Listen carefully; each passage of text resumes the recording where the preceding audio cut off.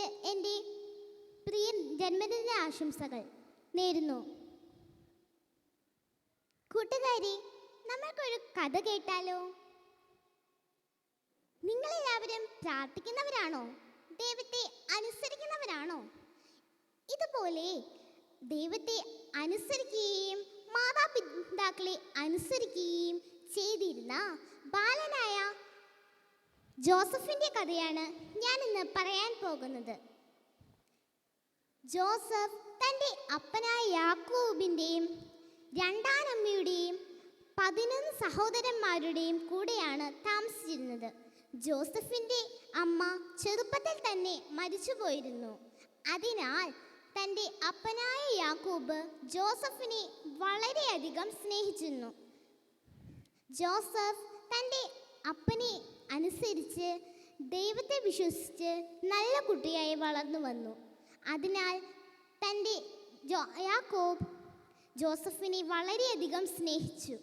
പക്ഷേ അത് തൻ്റെ മൂത്ത സഹോദരന്മാർക്ക് ഇഷ്ടമായിരുന്നില്ല. ജോസഫ് നല്ല കുട്ടിയായി വളർന്നു വന്നു. ഒരു ദിവസം ജോസഫ് കണ്ട സ്വപ്നം തൻ്റെ സഹോദരന്മാരോട് അവൻ പറഞ്ഞു. നാം എല്ലാവരും കറ്റ കെട്ടിക്കൊണ്ടിരിക്കുകയാണ്. അപ്പോൾ നിങ്ങളുടെ കറ്റകൾ മാത്രം എഴുന്നേറ്റ് നിവർന്നു നിന്നു. എന്നിട്ട് എൻ്റെ കറ്റയെ നമസ്കരിച്ചു.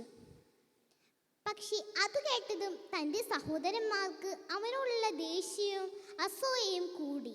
നീ ഞങ്ങളുടെ രാജാവാവുന്ന സ്വപ്നമാണോ നീ കണ്ടത് എന്ന് ചോദിച്ച് വളരെയധികം വഴക്കു പറഞ്ഞു.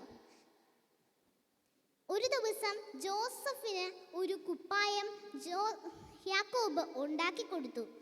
അത് കണ്ടതും സഹോദരന്മാർക്ക് പിന്നെയും ദേഷ്യവും കൂടി. ഒരു ദിവസം ദൂരെ ആട് മേയ്ക്കാൻ പോയ സഹോദരന്മാരുടെ ക്ഷേമം അന്വേഷിക്കാൻ ജോസഫിൻ്റെ യാക്കോബ് പറഞ്ഞയച്ചു. ജോസഫിന് വളരെയധികം പേടിയുണ്ടായിരുന്നു. ജോസഫിനെ തൻ്റെ മൂത്ത സഹോദരന്മാർക്ക് ഇഷ്ടമില്ല എന്ന് അവന് അറിയാമായിരുന്നു. പക്ഷെ എന്നാലും തൻ്റെ അപ്പൻ പറയുന്ന വാക്കനുസരിച്ച് ജോസഫിനെ സഹോദരന്മാരെ തേടിപ്പോയി. കുറേ ദൂരം ചെന്നപ്പോൾ ദൂരെ ആടുകളെയും സഹോദരന്മാരെയും കണ്ടപ്പോൾ അവന് സന്തോഷമായി. എൻ്റെ അപ്പനോട് പോയി പറയാമല്ലോ, അവ സുരക്ഷിതമായിരിക്കുന്നുവെന്ന് അവൻ ചിന്തിച്ചു. പക്ഷെ അവനെ കണ്ടതും സഹോദരന്മാർ അവനെ അപായപ്പെടുത്തുവാൻ പദ്ധതിയിട്ടു. അവനെ എടുത്ത് അവൻ്റെ കുപ്പായം ഊരി അവനെ പൊട്ടക്കിണറ്റിലേക്ക് എറിഞ്ഞു. കുറച്ചു നേരങ്ങൾക്ക് ശേഷം അവർ മിസ്രയീം വ്യാപാരികളെ കണ്ടു. അവർക്ക് വിറ്റ് കളഞ്ഞു. ഒരാടിനെ കൊന്ന് അതിൻ്റെ ചോര കുപ്പായത്തിൽ മുക്കി തൻ്റെ അപ്പൻ്റെ അടുത്ത് പോയി പറഞ്ഞു, ജോസഫിനെ ഒരു ഭീകരമൃഗം തിന്നു കളഞ്ഞുവെന്ന്. അത് കേട്ടതും അപ്പനായ യാക്കോബിന് വളരെയധികം സങ്കടമായി. ജോസഫിനെ മിസ്രയീമിൽ ഫറവോൻ രാജാവിൻ്റെ പ്രധാന ഉദ്യോഗസ്ഥനായ പോത്തിഫറിന്റെ വീട്ടിൽ വിറ്റു. മിസ്രയീം വ്യാപാരികൾ വിറ്റു. ജോസഫിനെ പോത്തിഫറിന് വളരെയധികം ഇഷ്ടമായിരുന്നു. അവൻ തന്നിരിക്കുന്ന ജോലികളെല്ലാം കൃത്യമായി ചെയ്യുകയും ചെയ്തു. അതുകൊണ്ട് പോത്തിഫർ അവനെ അവിടുത്തെ പ്രധാന ഉദ്യോഗസ്ഥനാക്കി. കാര്യങ്ങളെല്ലാം നന്നായി പോയിക്കൊണ്ടിരുന്ന സമയത്ത് പോത്തിഫറിന്റെ ഭാര്യ ജോസഫിനെ കുറിച്ച് കുറേ മോശമായ കള്ളങ്ങൾ പറഞ്ഞ് കാരാഗൃഹത്തിൽ അടപ്പിച്ചു. 2 വർഷം ജയിലിൽ ജോസഫ് കിടന്നു. ജോലിയിൽ തരുന്ന ജോലികൾ കൃത്യമായി ചെയ്യുകയും കൂടെയുള്ളവർക്ക് സ്വപ്നത്തിൻ്റെ അർത്ഥം പറഞ്ഞു കൊടുക്കുകയും ചെയ്തു. ഒരു ദിവസം കൊട്ടാരത്തിൽ നിന്നൊരു ഭൃത്യൻ വന്ന് കൊട്ടാരത്തിലേക്ക് ജോസഫിനെ കൊണ്ടുപോയി. ഫറവോൻ രാജാവിൻ്റെ സ്വപ്നത്തിൻ്റെ അർത്ഥം അറിയാനായിരുന്നു അത്. ഫറവോൻ എല്ലാവരും അറിഞ്ഞതുപോലെ ഫറവോൻ രാജാവും ജോസഫിൻ്റെ ഈ കഴിവ് അറിഞ്ഞിട്ടുണ്ടായിരുന്നു.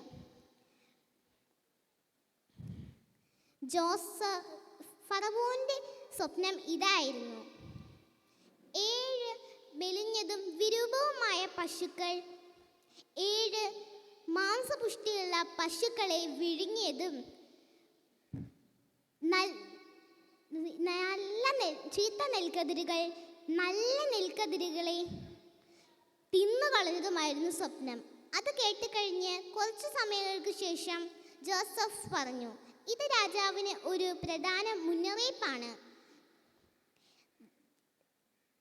ഇനി വരുന്ന 7 വർഷം സുഭിക്ഷ വർഷമായിരിക്കും.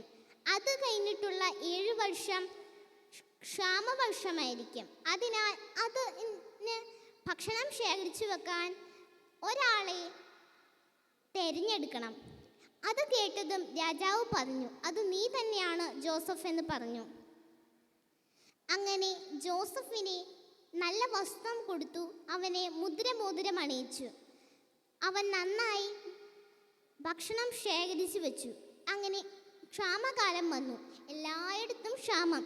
മിസ്രൈമിൽ മാത്രം ഭക്ഷണമുണ്ട് എന്ന് യാക്കോബ് അറിഞ്ഞു. തൻ്റെ മക്കളെ മിസ്രൈമിലേക്ക് പറഞ്ഞയച്ചു. നല്ല വസ്ത്രവും ധരിച്ചിരിക്കുന്ന ജോസഫിനെ കണ്ട് അവൻ്റെ ജ്യേഷ്ഠന്മാർ തിരിച്ചറിഞ്ഞോ? ഇല്ല. പക്ഷേ ജോസഫ് അവരെ തിരിച്ചറിഞ്ഞു. അവൻ ഓടിച്ചെന്ന് കെട്ടിപ്പിടിച്ചു പറഞ്ഞു, ഞാൻ ജോസഫാണ് എന്ന് പറഞ്ഞു.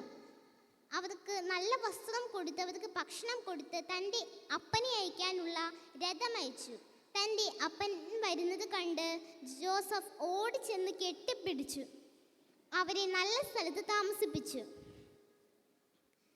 കൂട്ടുകാരെ, കണ്ടില്ലേ? ജോസഫ് തൻ്റെ അപ്പൻ പറഞ്ഞ വാക്കനുസരിച്ച് ദൈവത്തെ വിശ്വസിക്കുകയും ദൈവത്തെ അനുസരിക്കുകയും ചെയ്തതുകൊണ്ട് ദൈവം ജോസഫിനെ എത്ര അനുഗ്രഹിച്ചു എന്ന്. കുട്ടികളായ നമ്മളും മാതാപിതാക്കളെ അനുസരിച്ച് ദൈവത്തെ വിശ്വസിച്ച് ദൈവമക്കളായി വളരാം, പ്രാർത്ഥിക്കുകയും ചെയ്യാം, നന്മ ചെയ്യുന്നവരാകാം. നന്ദി.